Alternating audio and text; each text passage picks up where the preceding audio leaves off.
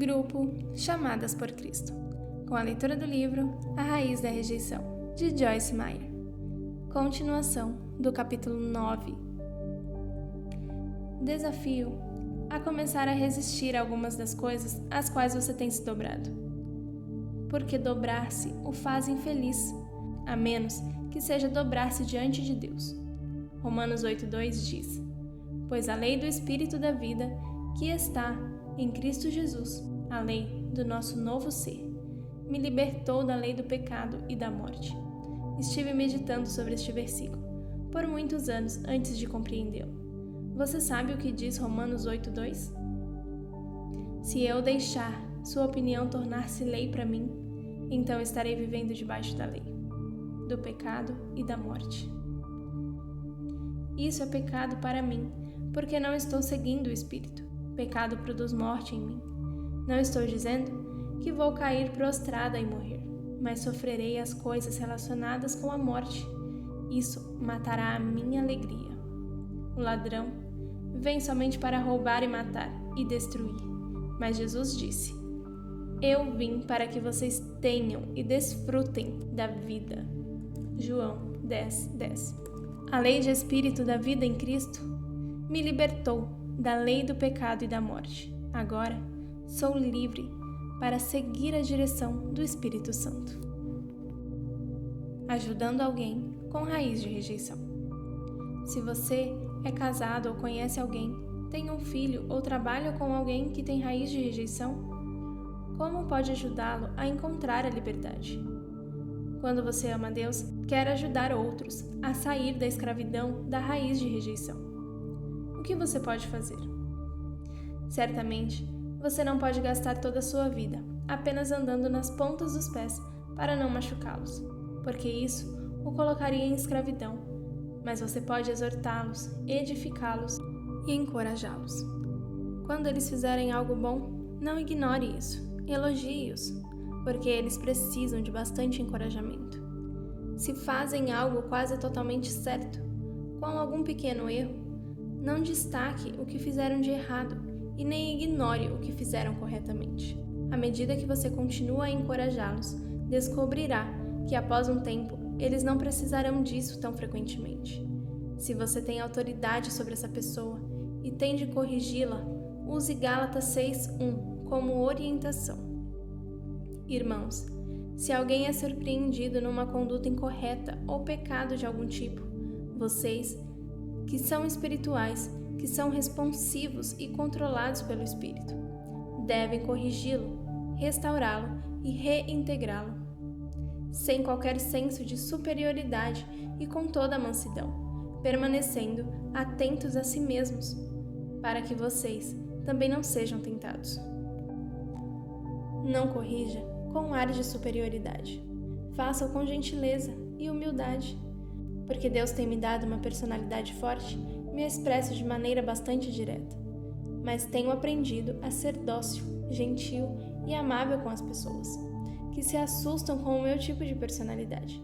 Porque estou numa posição de autoridade, na maior parte do tempo, algumas vezes tenho de corrigir pessoas. Quando o faço, geralmente lhes conto sobre algo que fiz de errado e como pude superar isso. Todos nós fazemos coisas erradas e essa pessoa a quem dirijo precisa saber que não é um caso isolado. Eu lhe digo, você é grande, você é uma pessoa maravilhosa. Não quero que isso a machuque e a faça pensar que você não é boa. Veja, não podemos deixar de corrigir as pessoas simplesmente porque elas têm uma raiz de rejeição, mas podemos abordá-las com amor e atentarmos para nunca nos aproveitarmos delas por causa de suas fraquezas. Manter o equilíbrio é muito importante e Deus tem todas as respostas. Outra coisa que você pode fazer para essas pessoas com raiz de rejeição é ajudá-las a tomar suas próprias decisões e respeitar as opiniões delas, mesmo que não seja como as suas. Você pode ajudá-las a ouvir a Deus. A pessoa com esse tipo de problema tende a vir a você cada vez que estiver por perto e perguntar: o que você acha que devo fazer? Diga-lhe: bem, penso que você deve ouvir a Deus. Creio que você pode ouvi-lo. Se ela perguntar novamente o que você pensa que deveria fazer, então diga: você me dirá o que pensa que Deus está dizendo, e então lhe direi o que penso. Se ela disser: eu penso que Deus está dizendo isso, e isso e isso, na maior parte das vezes, esse será o caminho certo para elas. Pode não ser exatamente o que você queria. Pode não ser exatamente o que você faria, mas você pode encorajá-la e dizer: provavelmente eu não faria dessa forma, mas penso que é bom para você. Você é uma pessoa que pode ouvir a Deus e ser dirigida por Ele. Veja, há muitas formas de ajudar as pessoas que têm uma raiz de rejeição. Deus o guiará pelo Espírito Santo, se seu desejo é ajudar. Resistindo à tentação de ser um controlador. Não poderia terminar este livro sem dizer algumas coisas para aqueles que podem estar tentando controlar alguém. Por que as pessoas tentam controlar as outras? Medo de ser ferido é a razão. Fui ferida tantas vezes em minha vida que imaginava que se estivesse no controle de tudo, o que acontecesse, ninguém poderia me machucar. Realmente, operei em ambos os lados desse problema. Por causa do medo da rejeição, frequentemente permitia que outros me controlassem, e por causa do medo de ser ferida, eu tentava controlá-los. Vivia atrapalhada e confusa, e somente a graça e a misericórdia de Deus e o poder da frustração da sua palavra puderam me libertar. É fácil desejar ser livre de permitir que os outros nos controlem, mas é um pouco mais difícil desistir de controlar outras pessoas se você caiu nessa armadilha. Pessoas que são controladoras e manipuladoras são problemáticas e inseguras. Elas podem parecer fortes, mas realmente vivem com grande temor. Pessoas que são realmente fortes são capazes de deixar outros serem livres. Creio que muitos controladores são tão inseguros sobre si mesmos e suas decisões que se sentem melhores quando conseguem que todos façam a mesma coisa que eles fazem. Além de o medo e de a insegurança serem a raiz do controle, também devemos saber que o diabo busca trabalhar por meio de pessoas com personalidade forte. Pode não haver nada errado com essas pessoas, exceto que elas nasceram para liderar e ter personalidade forte. Elas são dotadas para manter as coisas funcionando na direção certa, motivar e levar as pessoas a prosseguirem. Isso é ótimo, exceto que Satanás se deleita em nos enganar e tomar as maiores habilidades que Deus nos dá para tentar usá-las contra nós e contra outras pessoas. Ele tenta nos tirar do equilíbrio. Não somente tive problemas por ser abusada, mas também por ter uma personalidade forte. Deus me ungiu para a liderança. Contudo, tive de aprender a diferença entre liderança, controle e manipulação. Tive de aprender a guiar as pessoas ao lugar onde Deus queria que fossem e onde elas desejavam ir, e não onde eu queria que fossem, ou fizessem aquilo que eu queria que fizessem. A maior parte dos meus problemas vinha do medo e da insegurança em minha vida, por causa do abuso e da rejeição, mas parte disso também vinha da minha personalidade.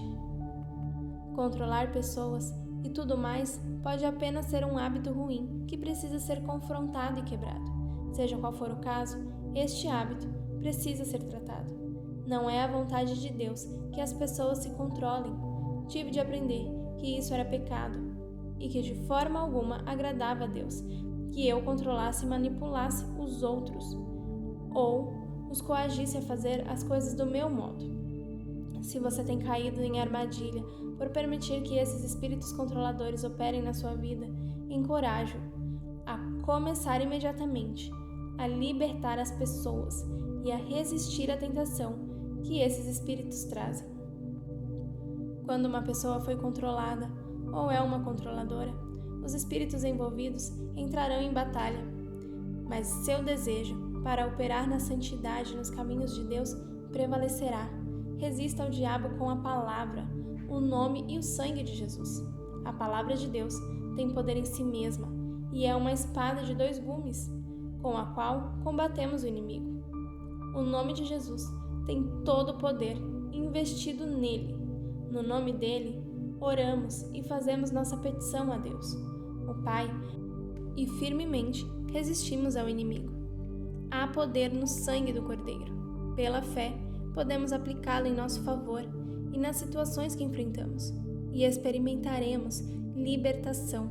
Apocalipse 12:11 diz: "E eles o venceram, derrotaram, por meio do sangue do Cordeiro e através do pronunciamento do seu testemunho." Você não foi criado para ser controlado ou ser um controlador. Ambos trazem miséria. Não somente uma pessoa está em escravidão quando permite que outros a controlem, mas também quando necessita estar no controle. Controlar a vida de outras pessoas é um trabalho árduo.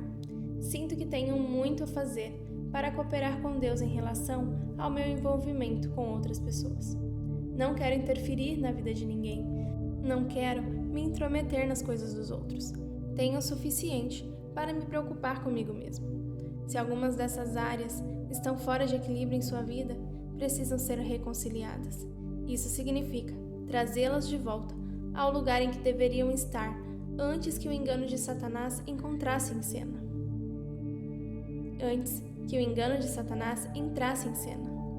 Um grande versículo das Escrituras que gostaria de deixar com você é Colossenses 1:20. E Deus propôs que pelo serviço e intervenção dele, o Filho, todas as coisas fossem completamente reconciliadas consigo mesmo, seja na terra ou no céu, para através dele, Jesus, o Pai, fazer a paz por meio do sangue da sua cruz. Todas as áreas de sua vida que estão fora de ordem podem ser reconciliadas por intermédio de Jesus Cristo e da obra que ele realizou na cruz. Comece a crer nisso. Não aceite a escravidão, mas determine-se a ser livre.